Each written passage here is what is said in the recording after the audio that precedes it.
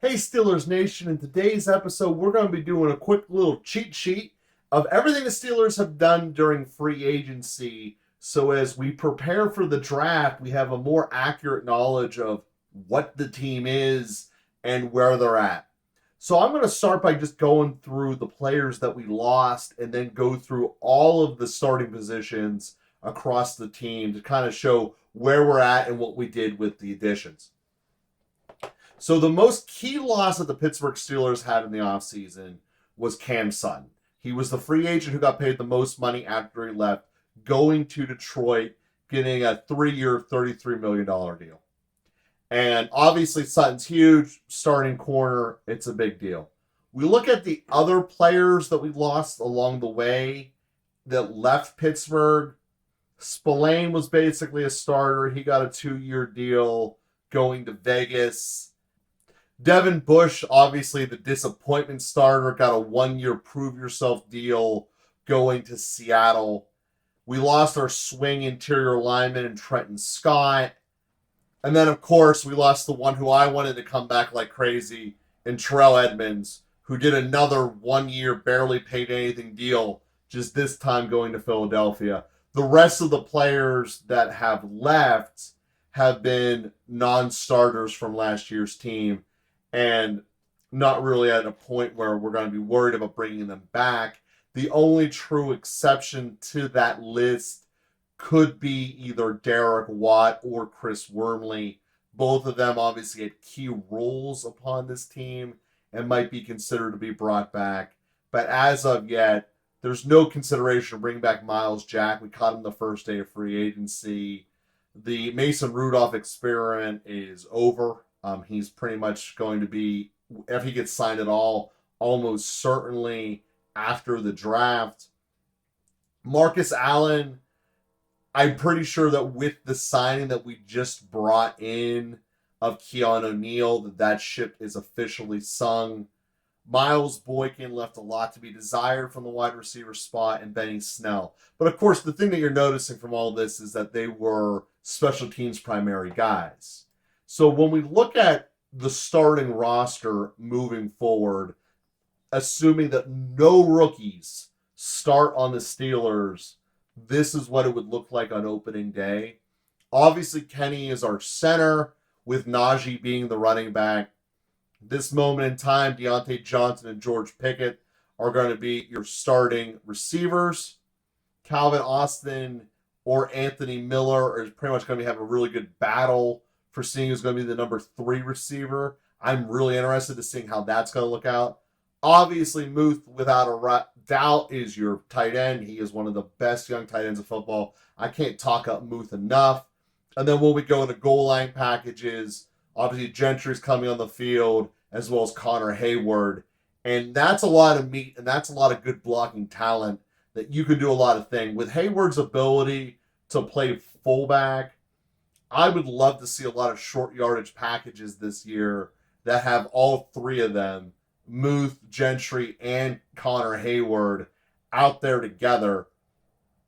Obviously, it's going to be with one of the running backs, either Warren or Najee.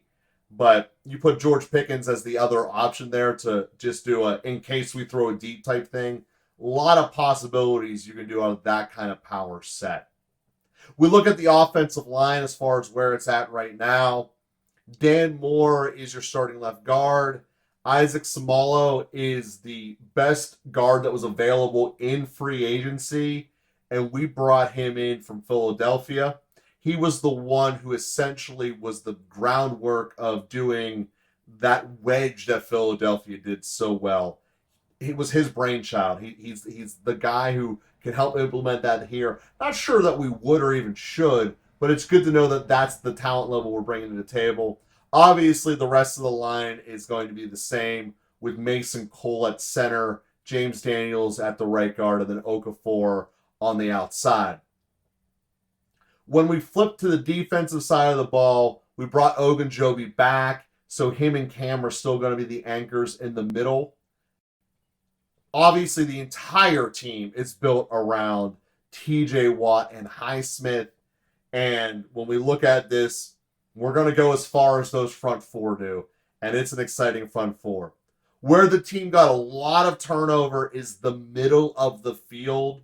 Obviously, getting rid of Spillane, getting rid of Miles Jack, and getting rid of Bush. There's no middle linebackers on the team anymore that get on the field. We went out and signed two. We got Roberts and we got Holcomb. Holcomb was hurt last year. Roberts played the whole campaign. Either way, the thing you need to know about both of them is that neither one of them is very good in coverage. They essentially are upgraded athletic bodies over Spillane, but do not expect splash play interceptions coming out of this linebacker room. And the Steelers have recognized this with the desire to have three safeties on the field in passing situations, so essentially a heavy dime type look. And the way that this was built in last year's Steelers entering into the team, it was with the mindset of having Minka and KZ up top, and then Edmonds coming down to take out the tight end. Well, we re-signed KZ to be up top, and obviously Minka's here to stay. They went out and got Keon O'Neal, the former first-round pick from Atlanta, to be that heavy dime guy to take out the tight ends. And if they do run a draw on us, Neal loves lowering the lumber. So that's the big addition in the middle of the field coverage. The number one free agency upgrade that we have done is we brought in Patrick Peterson to play the corner that Sutton didn't. Now, obviously, Sutton also was willing and capable of going into the slot. And that, to me, is a spot that we really have not replaced yet. Our second corner, as we sit right now, is a camp battle between Witherspoon and Levi Wallace. It's going to be interesting to see how this all goes, because the team is clearly set up for massive camp battles. And when we normally go into a Steelers training camp, with the exception of maybe the first and second round draft picks, there's not really competition. But the Steelers this year, with Omar Khan's first offseason, has produced situations where he has brought in more bodies at a position than are needed. So we look specifically at left guard. We signed two guards this offseason. Obviously, Smalo to come in from Philadelphia, but also a starting guard from the Jets named Nate Hedberg. Combined with the starter who was already there in Dotson, you have a three-horse race getting ready to slug it out for one starting spot and realistically only one backup spot.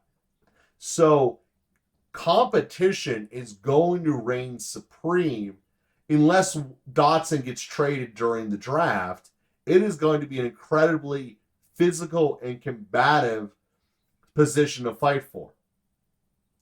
Same is true with the second cornerback position and potentially the future of the cornerback position. Because while Patrick Peterson is incredibly talented, one has to ask, how much is left in that tank? Peterson is one of the best coverage men in the NFL and a tremendous upgrade. But when we look at it, are we getting 5 years out of him? Highly unlikely. So what is going to be the plan there? Does the winner between Spoon and Levi Wallace set themselves up to be the one that, if Peterson loses a step, never leaves the field and essentially gets job security forever? That's one of the big questions we have entering camp. And then the third big battle that I'm really excited for is this middle linebacker situation. Because we live in an NFL that is a pass-heavy league. It's a pass-heavy league under normal circumstances. But whenever you have Highsmith and Watt, the best combination of pass rushers in the NFL coming at you, teams are prone to throw the ball even quicker. Well, given the fact that our corner situation, particularly Peterson, can play press coverage, wide receiver screens become a whole lot harder to run.